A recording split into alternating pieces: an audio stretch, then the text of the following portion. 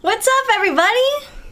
How are we doing? How's everybody's Thursday going? Happy Thursday. Welcome to another day of Daily Gaming News, July 2nd. Coming right in your faces and eardrums. Coming hot. Thank you so much, Kyle Vitey. Thank you so much, Kane. Thank you so much for all your support on our new venture.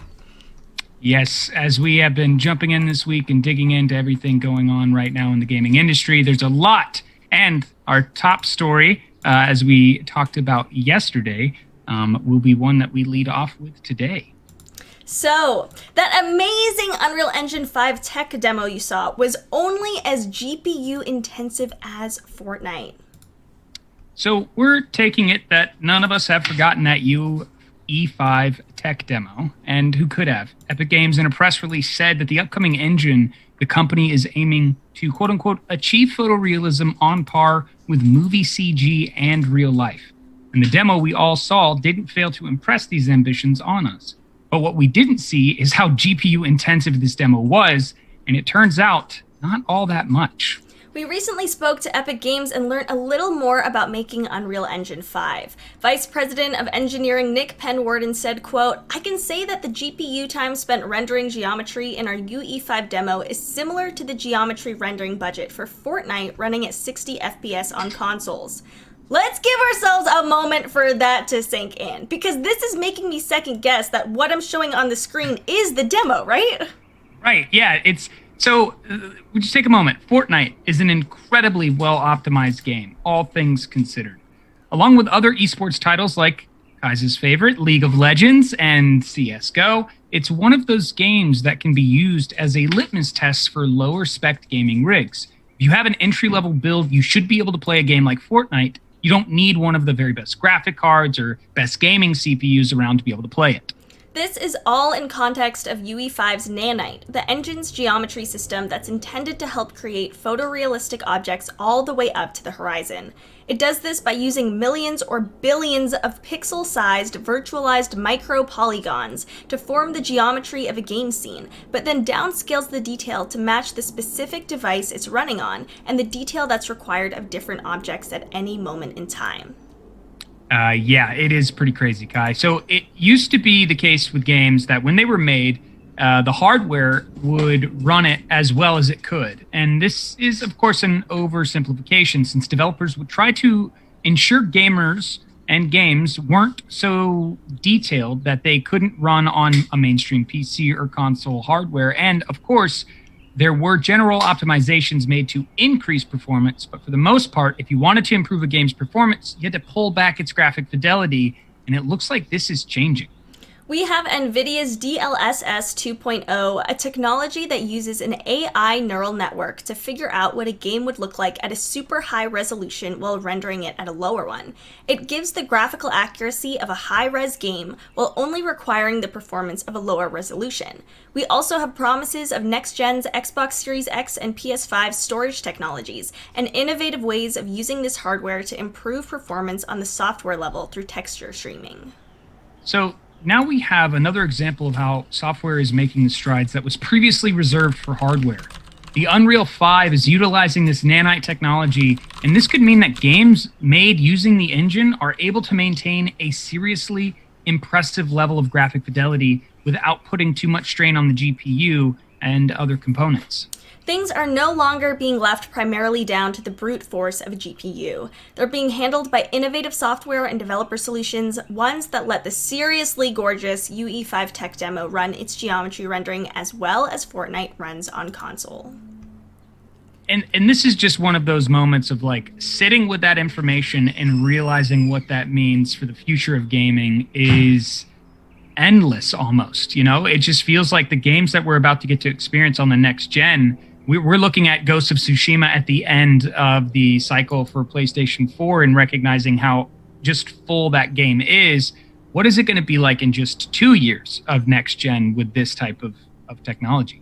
Right, and honestly, my first thought about how this can scale down the resolution to, whatever your hardware can really handle. It can even, make it run very smoothly, even if you don't have, very robust hardware, reminded me of how that was one of the things that cloud gaming touted it would solve, is that you don't need a monster PC to play, let's say, Apex Legends. You can just play it on Google Stadia on your phone. Now, Apex Legends is coming to mobile, but the point of that was you could kind of play this anywhere where you have a device, versus this technology makes it seem like that's going to be more of a thing in the past, and this is another kind of workaround solution to that. That's true. That's like it's kind of where, if we look at the way in which computers have evolved over the years and how certain aspects of computing have become easier, and ultimately it allows a focus to shift for the engineers and the technicians who design these pieces of technology. And now what we're really looking at here with graphics basically used to be the heaviest aspect of software, now becoming the lighter aspect of software. So much can now be put into these games, and this still look like this breathtaking footage. I love the innovation that's come in to make these games not so GPU intensive, because thinking about games like Warzone, it seems like some game developers are just, adding more and more and more to just create bigger and bigger games. And I know that that's, going to happen with all these graphics upgrades, but this is saying, hey, maybe not. Like, these games don't have to be like monster games. We can use the technology that you have efficiently and effectively to deliver a good product.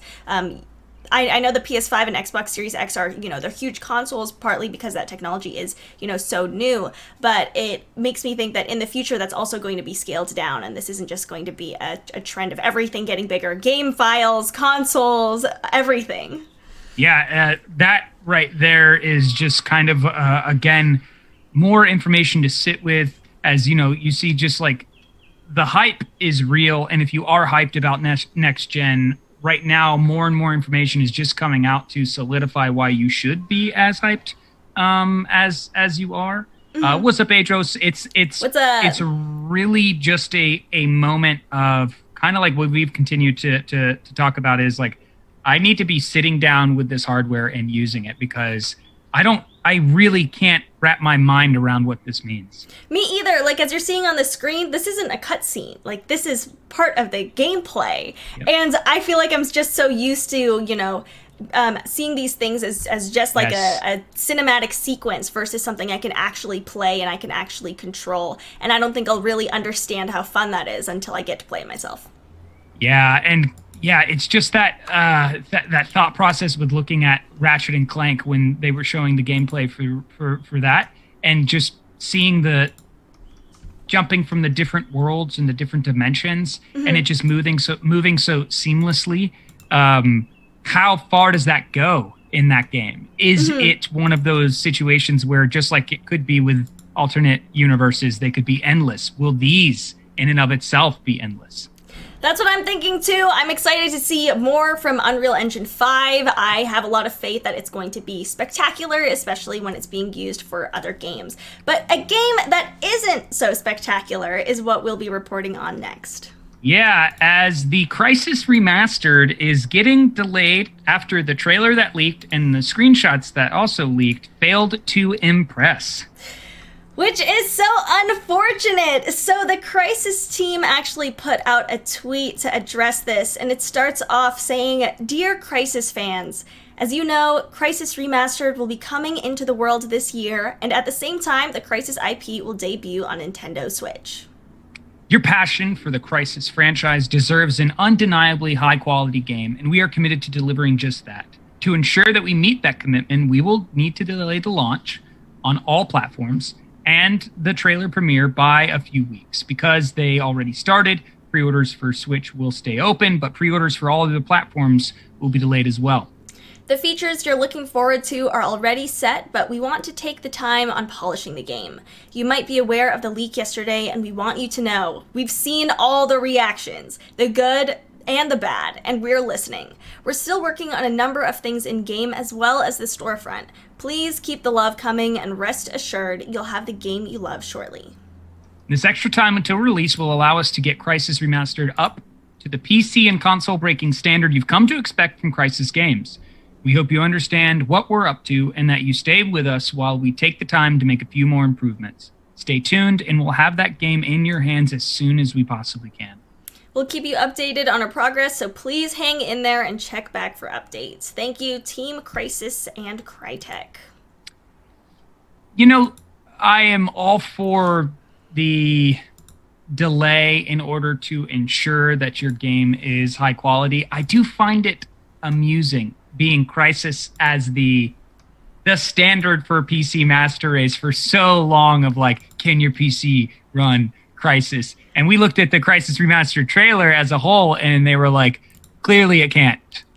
So we need to bring it back to the drawing board before we let it back out. Right, I was looking at some footage from Crysis Remastered, and this is from 2007, and this is from 2020, and I didn't really notice a difference. Maybe the differences are subtle.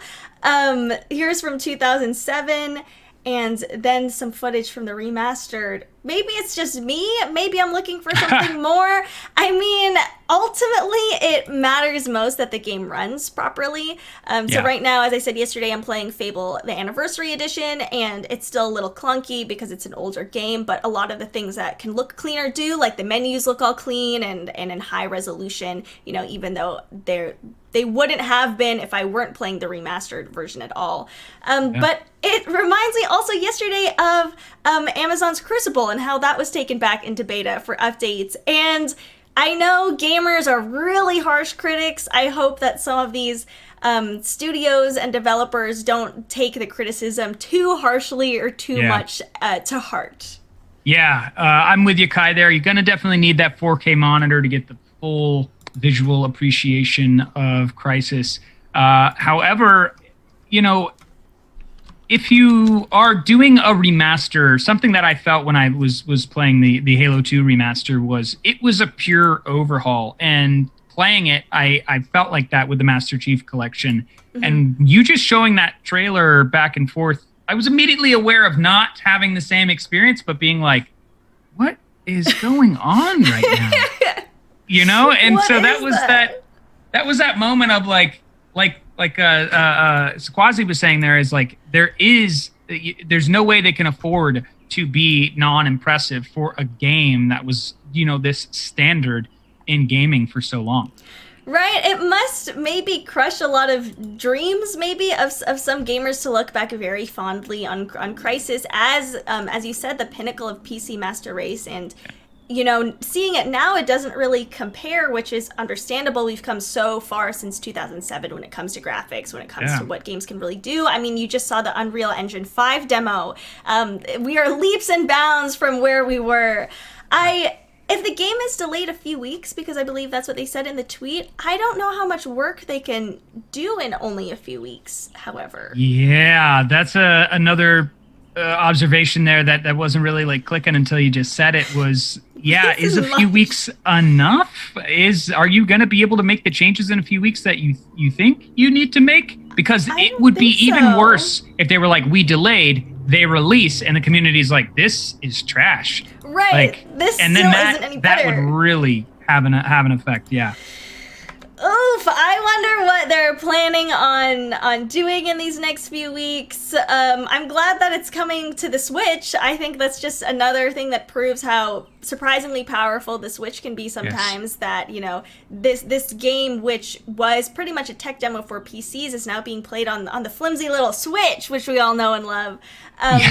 Which to me says a lot. So I'm glad they're still, you know, keeping this game in the minds of gamers. Hopefully it will be seen in a positive light after their few weeks of delay and not so much in a negative one. Yeah, very much so. But there was a game recently that we talked about yesterday that actually, when I sat down with the gameplay, it did not fail to impress me, as Ubisoft's new Hyper Scape Battle Royale has soared to the top of the Twitch charts. Nick Stat from The Verge reports Ubisoft's new battle royale Hyper Scape was officially announced today in an unconventional fashion, by rising to the top of the Twitch charts.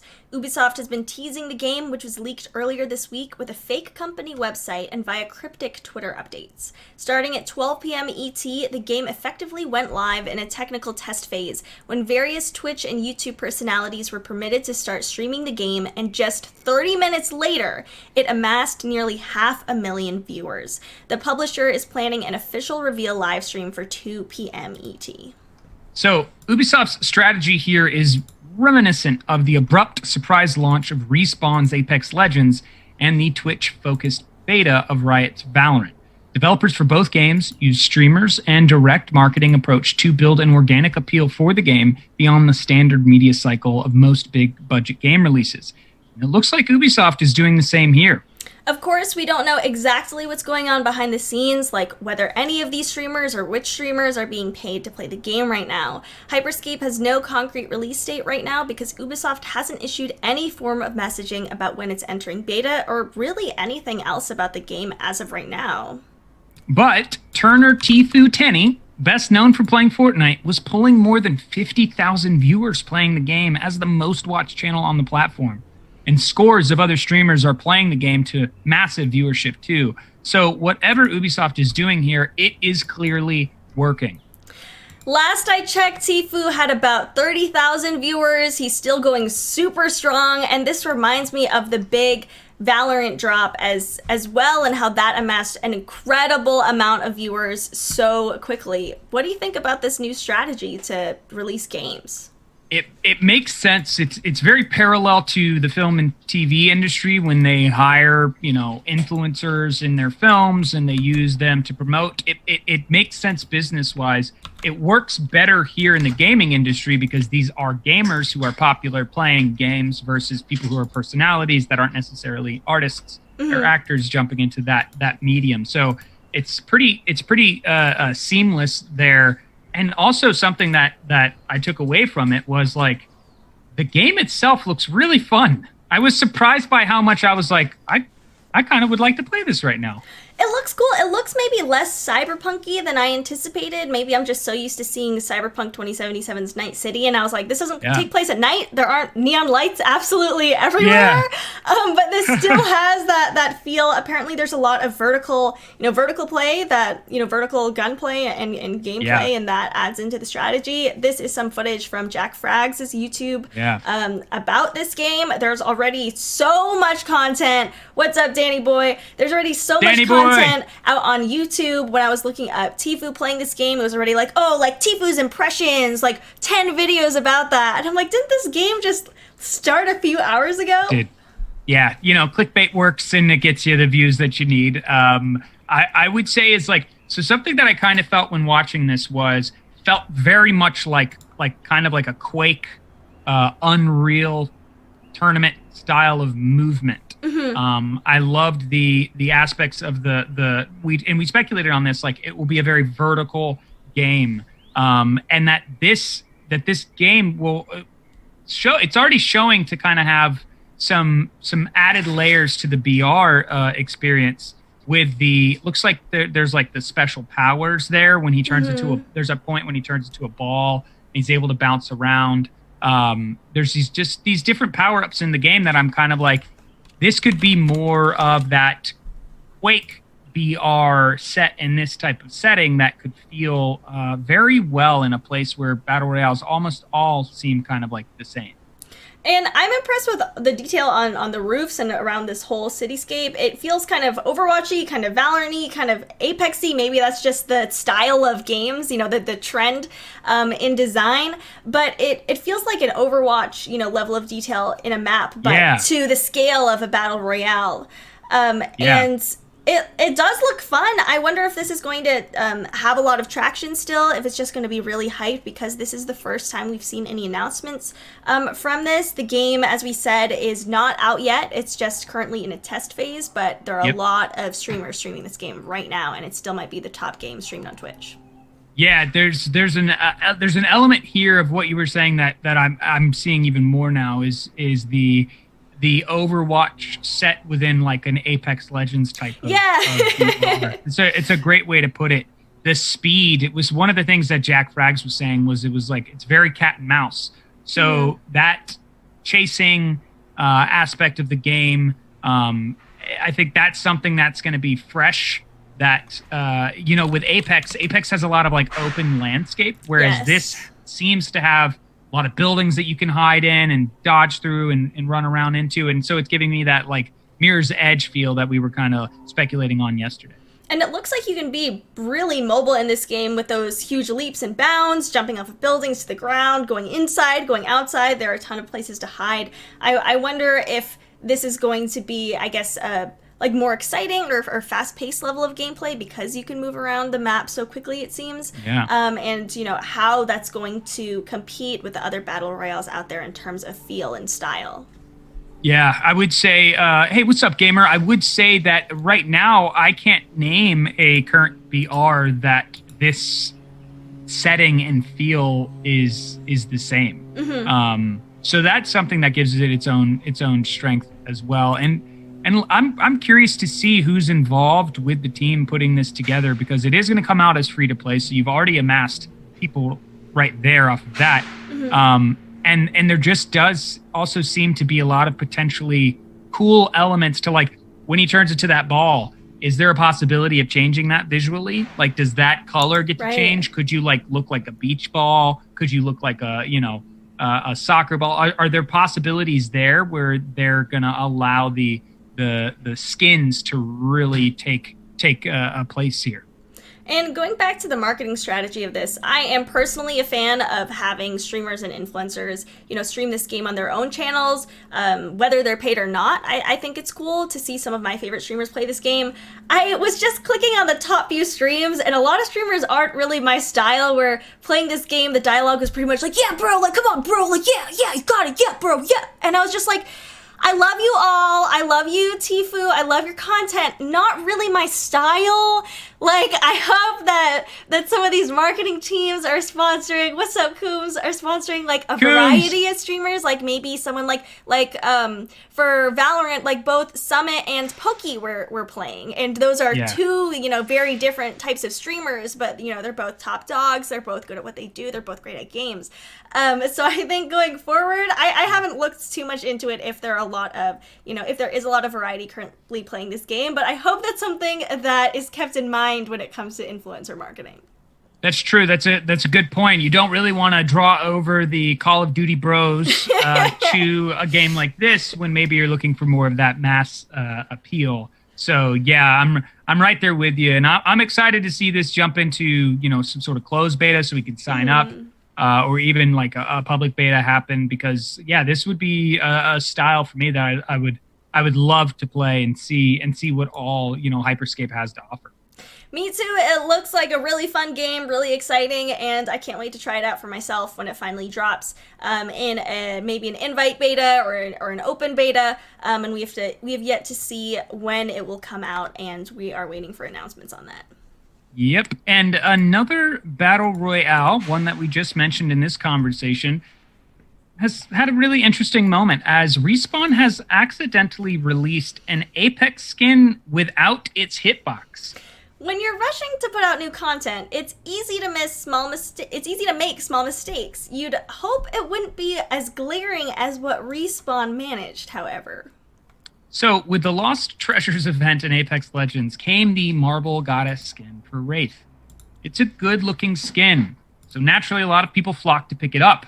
The only problem was Respawn had inadvertently shipped the skin without its hitbox data. Apex Legends design director Jason McCord explained the issue on Twitter. Seemingly caught up in the fray, the skin's hitbox managed to slip through the cracks. You'd think players would have been rushing to grab a skin which would give them such an advantage, however, it wasn't that simple. So the engine has a built-in failsafe where if a hitbox is an input, it creates its own. And boy, did that have the opposite effect. The hitbox that was constructed was a rectangle, which is vastly bigger than Wraith's tiny frame, making her an easy target. And as you can see in this image, which was pulled by a user, they're shooting in between Wraith's feet and are doing damage because the hitbox is just a huge automatic rectangle around the whole skin. And has made this very hard for players who are using this. So to fix this glaring error, they'd have to push out a patch which would need to be approved by Sony and Microsoft. Far too long of a wait for such a game-breaking bug. So in the meantime, they've opted to immediately release a server patch which required no downloads from users, bypassing the approval process. And this stopped Wraith players taking damage when shot in their humongous hitbox. But to the players shooting them, they would still see hits registering. This obviously causes all sorts of confusion and controller breaking. According to Jason McCord, the client-side fix is hopefully coming today, hopefully drawing the end to the chaos one skin can cause to a game. Yeah, this is really interesting. I feel like this is the first time I've seen a mistake out of Respawn as drastic as this.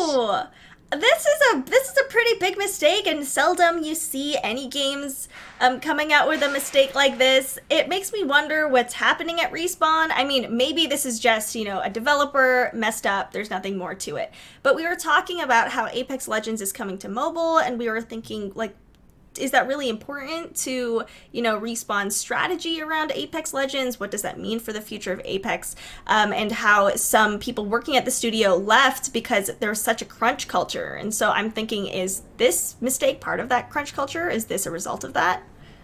I think you hit it on the nose there because it feels like it, in a rush to get something done and out. Because you're like, new content, we have a schedule, we got to hit that schedule, we got to make sure we're there and we're on point.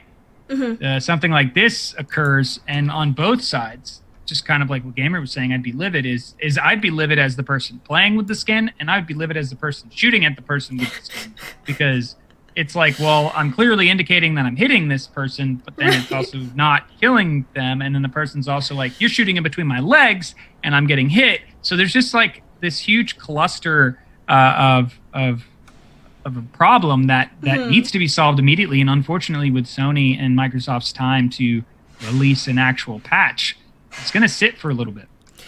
I'm at least glad that there was a failsafe in place, because if there was no hitbox at all, then, that would cause, I feel like, even more uproar amongst the community of all these of all these Wraith skins in the final circle, just no one dying because you can't get hit because you have no hitbox. So at least it was cool to see that they had a failsafe in place, even though it wasn't really a good one. Coom says, I guess this is why games stay in beta. Cluster fudge, that's what this is. LOL from Kane. It really does. A cluster fudge indeed. When you're now watching Respawn, I think we should pay attention to the frequency in which this occurs. Mm-hmm. I think that'll really drive home the message of why you saw some of the OGs of Respawn go off to do their own thing, because the new direction that they were taking was one that the original team didn't really want to be a part of. Mm-hmm. And if more like this does occur, what does that mean for Apex? What does that mean for its longevity? Because too much of this can eventually sour a community. Mm-hmm. I wonder what the community feels of this mistake, if maybe there have been other mistakes in Apex that we just haven't really paid attention to, because I don't think either of us are really, entrenched in the Apex community, or if this was just a one-off thing. I feel like I haven't heard in, I guess, the general sphere of gaming too much from Apex specifically, besides things about the new season, the new legend, the new character, and their event that was happening with like treasures and chests, and it was mostly, content updates from Apex versus a spectacular failure that came across as this Wraith skin. For sure. I would also say, if they respond to this the right way, some sort of apology, some sort of gift back to the community, some sort of some choice to be like, hey, not only did we say we did wrong, but our actions will also follow our words, and we'll throw you guys some points or some extra XP or however they may do that. That's something that happens with Call of Duty quite often, where they'll do like double XP. Yeah, where they'll do the double XP weekend. as a kind of way that seems to be like, hey, we're sorry for this patch or for these problems. Because after this recent update, there definitely have been some issues. Gift packs. Yeah, do that. Give everyone a skin for free, Coombs. It's a great idea too. Just something as a gesture to try to keep people from focusing on the negative, because this hopefully doesn't become a trend with Apex Legends. And those gestures of goodwill do go far. Sometimes I'm like, yeah, I'm still going to be mad at this company no matter what they do. And then they're like, here's a free spray. And I'm like, oh, okay, like, we good now. Okay. Like, okay, you made your apology. I'll take it. I understand. Mistakes happen to everyone. They do, yeah. And I would say, because I can't think of anything else, it feels like a first kind of strike for me with Apex. Whereas this narrative could change at the frequency that it might occur. Hopefully, this was the last time. We'll be keeping a close eye on Apex, but another company has also made a mistake, as Halo fans think that Mega Bloks toys may have spoiled a Halo Infinite plot point. This is a very interesting one. So, Jordan Olamon from IGN reports that a series of Halo Infinite Mega Bloks toys have surfaced, with some fans alleging that the designs may have spoiled one of the upcoming games' plot points. So, we're going to show this image on the screen. If you don't want a Halo spoiler, please mute for a few minutes and don't take a look. So, as spotted by user KittyRules808 on Reddit, one of the images found on the Mega Constructs Halo webpage, which at the time the IGN article was published with this information was down for maintenance, shows an enemy from the game with a peculiar helmet on their pauldron. So the brute-looking character seen above, in the middle next to Master Chief, who could be a part of the Infinite's recently confirmed antagonist Legion, the Banished, seemingly has Jameson's Locke's helmet attached to his shoulder right there. Locke was a new protagonist in Halo 5 Guardians who was believed to be very much alive before this image surfaced. Eurogamer managed to snap up some of the images before the Mega Bloks site was taken down and noticed that this brute's name is apparently Hyperius. Other details revealed include a new vehicle called a skiff and a gigantic pelican playset, featuring John 117 and the pilot who brings him back online, which you may remember from the game's E3 trailer last year. It's just some food for thought for those of you chomping at the bit for more Halo news. We'll hear more about Infinite during Microsoft's upcoming July Xbox Series X showcase for their first-party titles, and where hopefully it will either be confirmed or... I think this is so funny that this is just like Mega Bloks toys with like huge Halo spoilers. If this is true, you know, this character that we thought was very much alive, it's like, oh, well, now their helmet is on this brute's shoulder, so probably not alive anymore. Yeah, that's a point there that it's kind of like when you're looking at the design of the toy, you're like, oh, wow, it's a really cool looking toy. But then there's the level of detail that is, you know, wrapped up into the actual narrative. Mm-hmm. And I'm surprised this slipped through the cracks from people over at Microsoft as well as 343, that their marketing department would be examining these things before you're, you know, posting the image.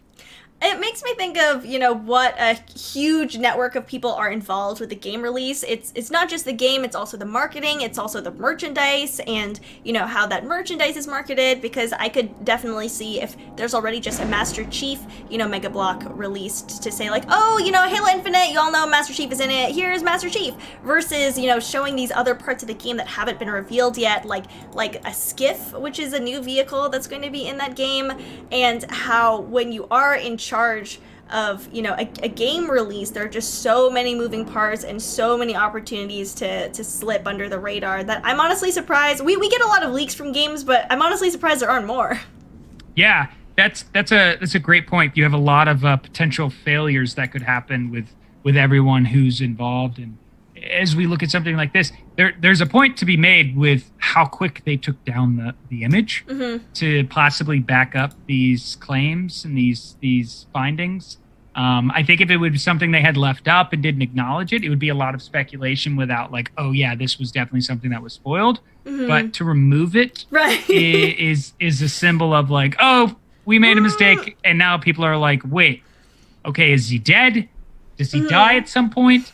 Is he prisoner and that's why he has the helmet? So you have all these questions now that are surrounding it, whereas you, the storytellers, were like, we couldn't just dodge any of this before the game actually came out. Right? And I love how fast the internet is on picking up hints like this. Like, what are the chances that people are going to, be noticing all these things? If you're not data mining to just, come across, maybe this person was just looking at Mega Bloks. Maybe they were looking for Halo merchandise. Who knows?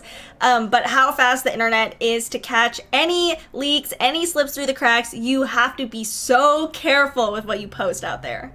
Yeah, I love Coombs' comment there. Look, he's just nice. He let him borrow the helmet. That is the most wholesome response. Here, my enemy, you take my helmet. Please. I like this. This should be what we actually make it out to be. We've learned the storyline. Halo gets pretty wholesome, guys. Get ready. It's a story of friendship. But a story that's not about friendship at all may be coming, or is confirmed actually, coming to Marvel. This is pretty big news, and I'm curious where this goes, as Marvel has acquired the rights to Alien and Predator franchises. This is big news. So Callum Williams at Game Rant reports that Marvel announces it has acquired the IPs for Alien and Predator, meaning it can pursue new comics surrounding both iconic sci-fi franchises. And just a moment to take in, these characters, the aliens and predators, have popped up in various comic book series. There's one-shots, and many of the times where this IP ends up infecting other IPs. Infecting. Yeah, you like that? Sorry. I like that. That was good. So when it comes to iconic 80s actions franchises, very few can stack up to that of Alien and Predator series, both of which found near universal acclaim and developed huge fan bases for their incredible worlds and, more importantly, their terrifying antagonists. The fact that both have seen countless reboots since they were first devised over 30 years ago shows that they have an enduring legacy with pop culture, and that will likely not go away anytime soon. That statement appears truer than ever with the news that Marvel Comics has acquired both properties and will be developing new stories centered in each of the seminal sci-fi universes. The line of comics was originally owned by Dark Horse Comics, who has been releasing new stories about both series since the late 80s. However, it seems that agreement will now come to a close, and Marvel will look to leave its own stamp on both the Predator and Alien worlds. And to cement this exciting changing of hands, David Finch, a renowned comic artist, heralded for his work on Batman, Moon Knight, and the New Avengers, drafted up some new images of Alien's dreaded xenomorph and Predator titular foe. Finch's work on the xenomorph paints a towering, shadowy interpretation of an iconic sci-fi villain, showing it standing in a cargo bay on its hind legs. His interpretation of the Predator is far more tongue-in-cheek, with Finch depicting it looming atop the Avengers Tower with a spear in one hand and the disembodied head of Iron Man in the other. IGN, who exclusively revealed the story, was quick to point out that the second image is not to confirm that a Predator and Avengers spin-off is in the works. Instead, it's meant to merely be a fun piece of art showing that the Predator is ready to cause some chaos through the talented storytellers over at Marvel. Speaking on the IP's changing hands, Finch claimed, quote, "Alien and Predator are the two of the most identifiable, iconic characters of all time, and I love them for that. I've seen every other movie they've ever been in, and I cannot wait to see them wreaking havoc in the Marvel Universe." And Marvel's editor-in-chief, C.B. Cebulski, was quick to comment on his excitement to see these two legendary IPs come into the fold, stating, "I can clearly remember when I was where I was when I saw each of these modern masterpieces for the first time, and reveling in how both masterfully they weave extraterrestrial dread and drama into some of the most iconic scenes we've ever seen on film." And he continues to promise that fans that are waiting more Alien and Predator news is on the way, claiming we can share more in the coming months. This is big news. Marvel's just getting bigger and bigger now, especially that it's, still under the Disney umbrella. Yeah, this is big news, and one that it fits so well with everything that's happening. I wouldn't be shocked.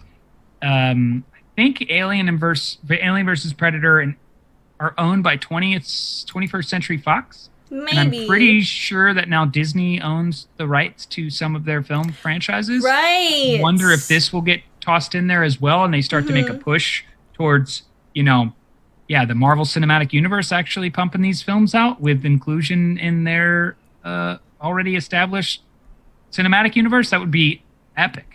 That would be epic, and I'm more of a DC fan than a Marvel fan, and I'm a very casual Alien and Predator fan. I've seen some of the movies and fell asleep through half of them, as I do through most movies that I watch. Did you at least get to the iconic, get to the chopper, go, now, Probably. do it? Probably somewhere in there, but I think I really like these darker, more intense characters, and if there is a Marvel movie in the future with these characters in it, I would definitely see it.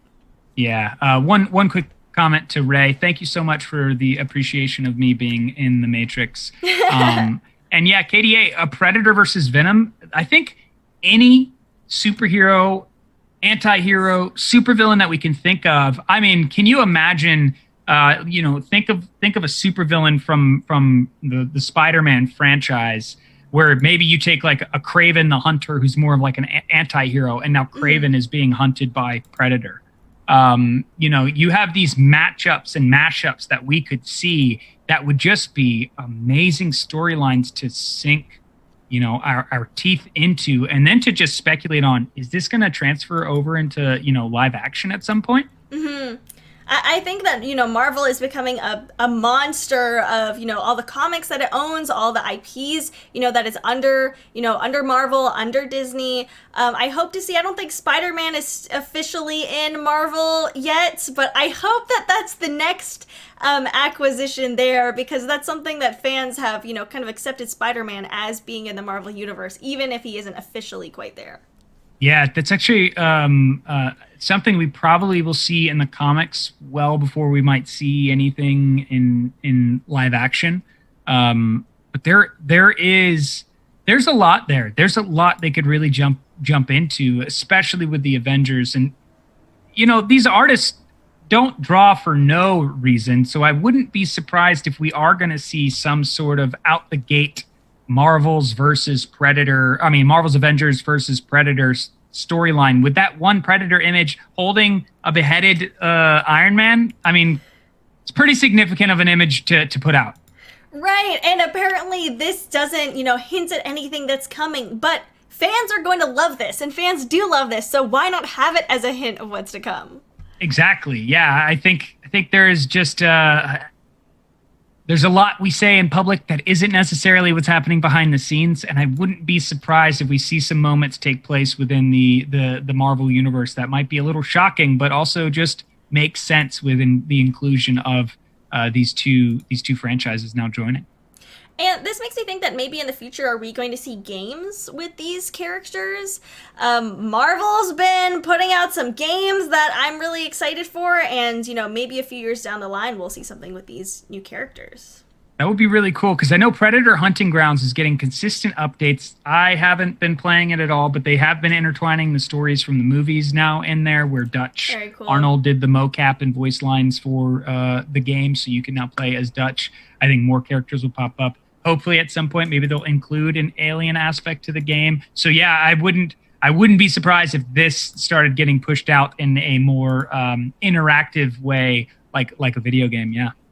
And speaking of video games, we have some potentially bad news about the price of next-gen titles. So I think for a long time now, we've all been used to a certain price point, but The Verge is reporting that NBA 2K21's PS5 and Xbox Series X versions will cost $69.99, hinting at a next-gen price jump. Chaim Gartenberg from The Verge reports 2K Games has announced that it'll sell the next-gen PS5 and Xbox Series X versions of the upcoming NBA 2K21 for $69.99. Nice. A $10 increase to the current-gen Xbox One and PS4 versions of the game.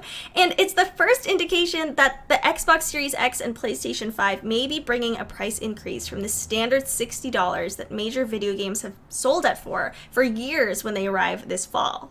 Yeah, most video games actually have been sold at the $60 price point since the 7th gen console era of the Xbox 360 and the PlayStation 3 and the Nintendo Wii, which was a $10 increase from the $50 standard that had preceded it.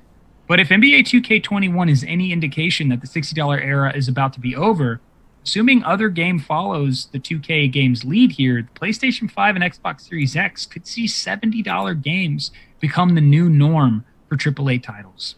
The price increase isn't out of the blue. As games become more and more complex and detailed, it becomes more and more expensive for developers to create a single title. And we've already started to see prices creep upward in the current generation with more expensive deluxe or gold edition of titles that include extra bonus content, cosmetics, or DLC. But for players about to shell out several hundreds of dollars on a new console, it's not exactly exciting to see that all new games coming out might be even more expensive too. Even more frustrating is the fact that in addition to the $60 current gen and $70 next gen versions, 2K Games will also sell a special $99.99 title called Mamba Forever Edition, which includes cross-generation copies.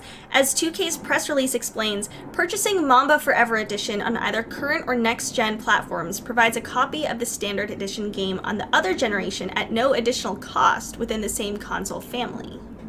Yeah, I'm there with Gamer right now. I missed the $49 ones, and this could be a huge flop for AAA titles. Dynamite, yeah, it just sounds all too familiar. It's because it's virtually identical to the smart delivery program that Microsoft was offering regarding the upgrade.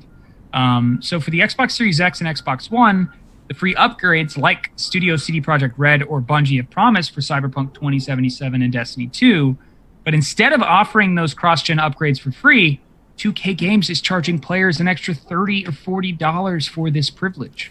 It's even more restrictive than EA's Dual Entitlement program, which is a terrible name, but EA has a program called Dual Entitlement for Madden 21, which offers players a free next-gen upgrade, but attaches a time limit to the offer, because players will have until the launch of Madden 22 to take advantage.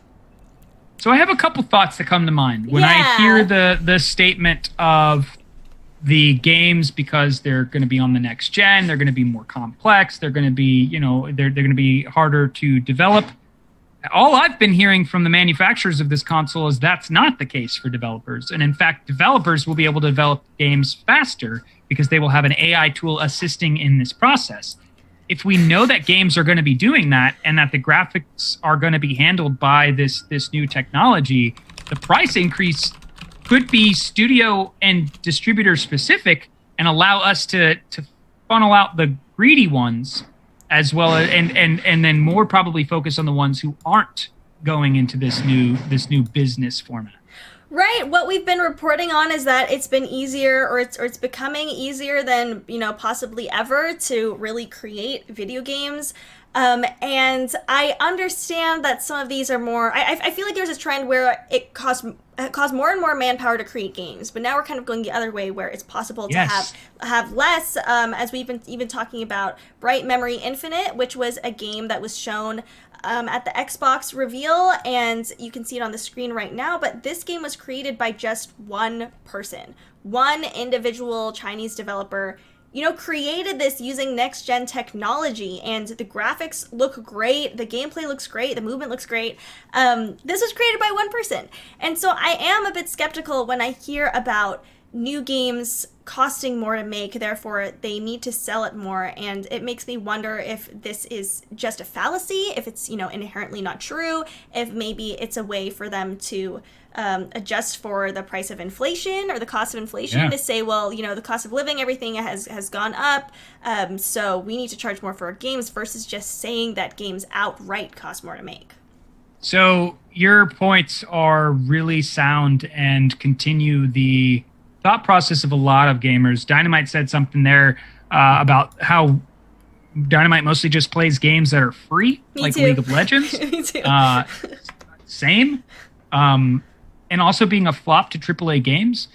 If we recognize that one person made that Bright Memory Infinite, and we recognize that the games are faster to develop, this actually could be a blessing in disguise for the indie community. Mm-hmm. And that no longer will independent games be too too far under the bar of AAA titles, Right. but they can now potentially compare to them.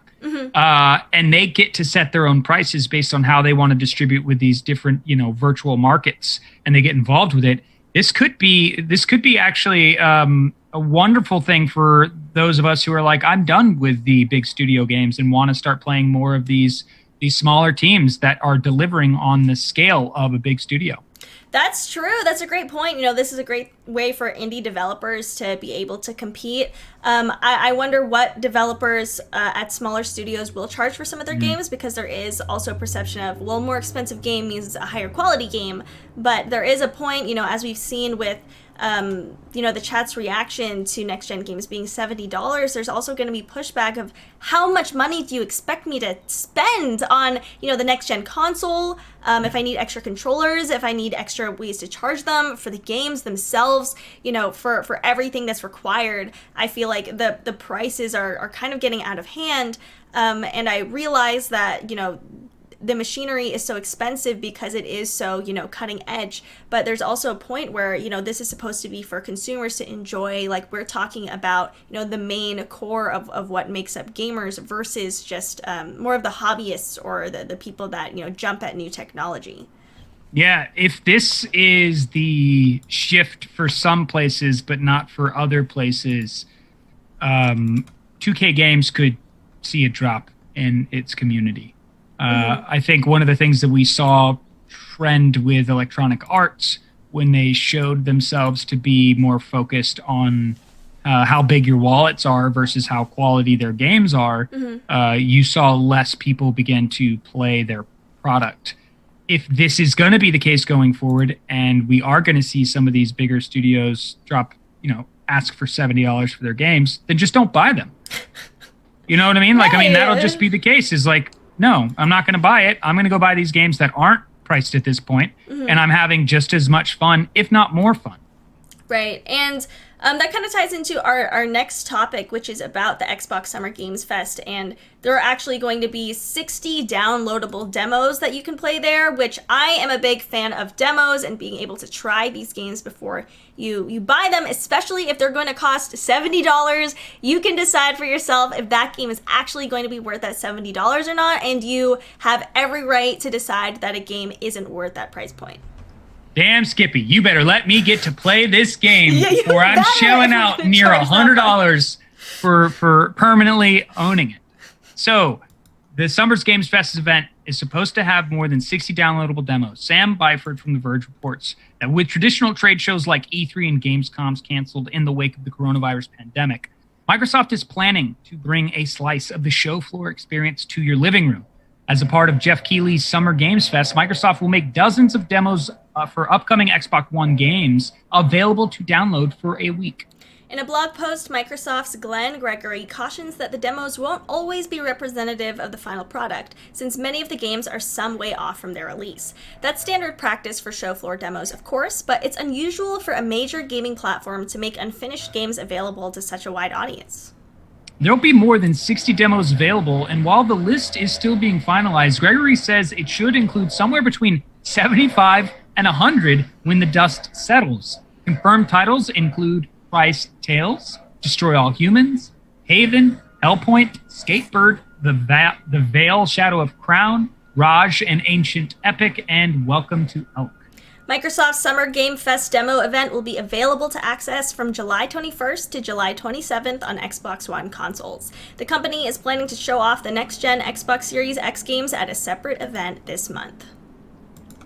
So you've been to some of these Gamescoms and these events, and you get to sit and wait in line to play a game. As just someone who's suffered that, yes. Are you just like generally excited about the fact that these demos are just going to be digitally available? Yes, please make them all digitally available. I think that events like E3 or PAX should have a website where it's just like, here are all the demos for all the games.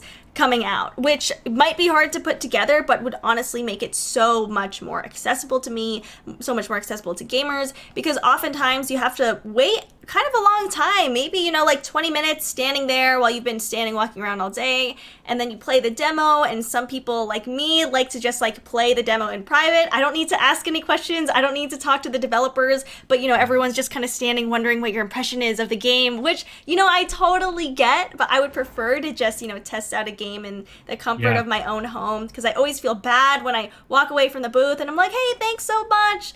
I'm not like, I don't want to say like, I didn't really like your game that much. I'm not going to say that. You know, I just want to leave in peace.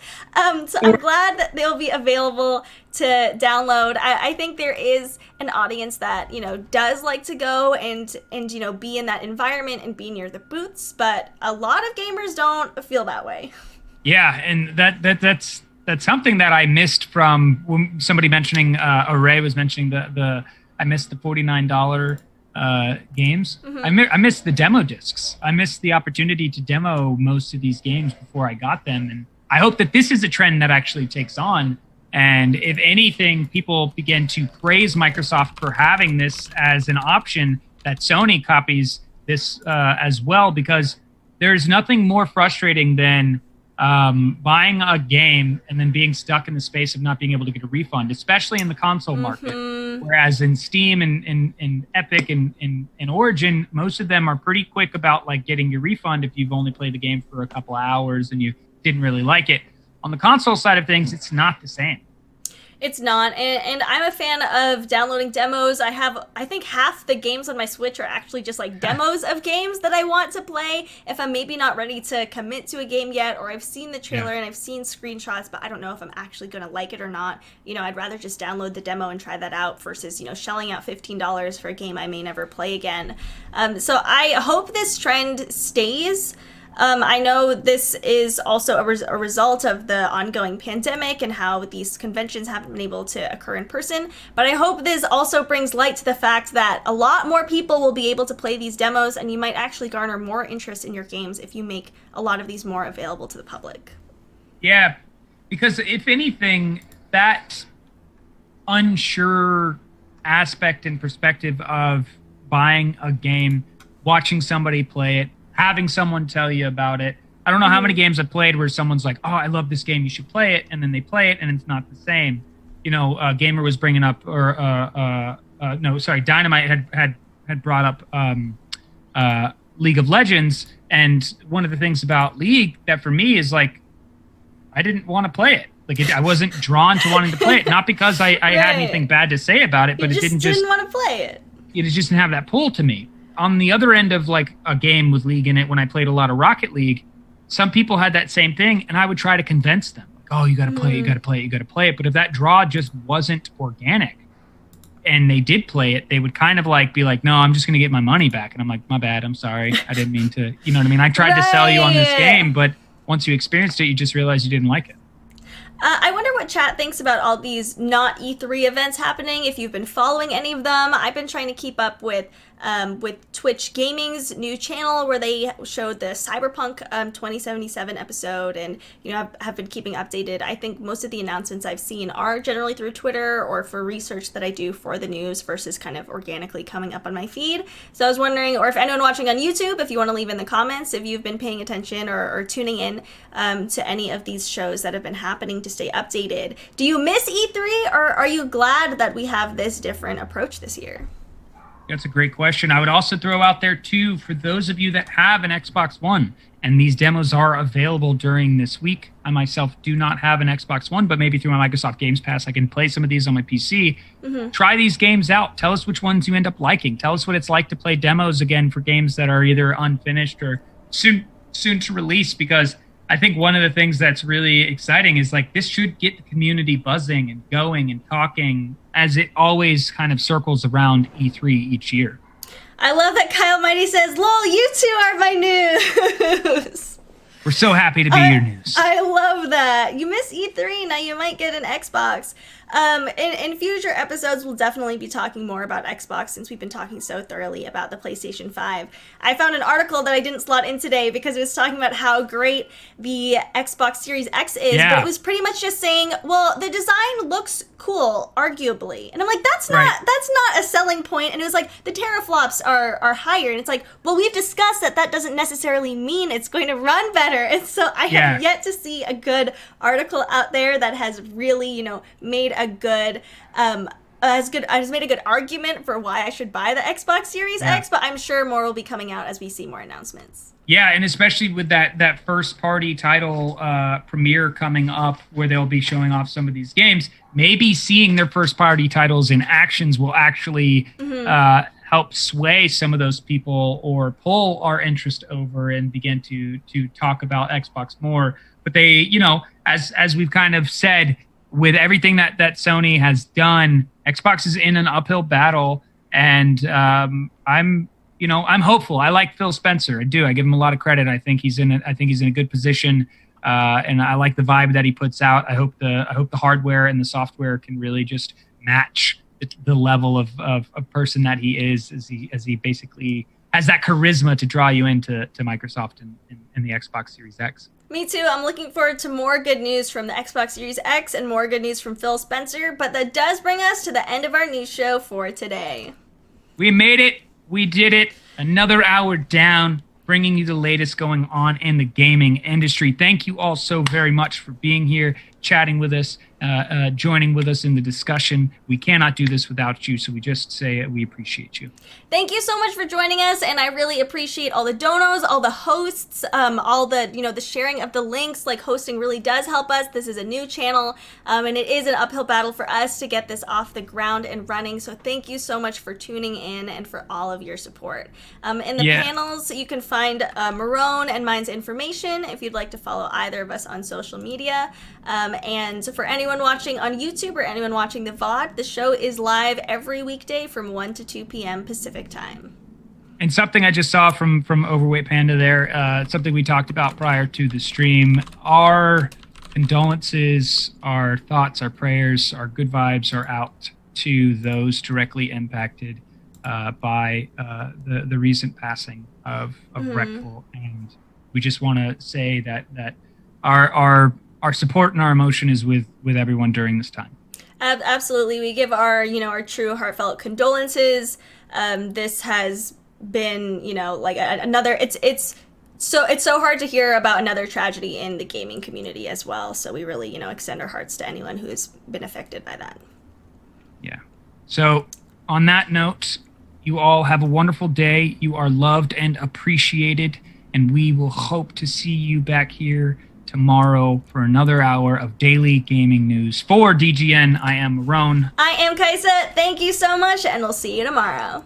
Have a great day, everybody.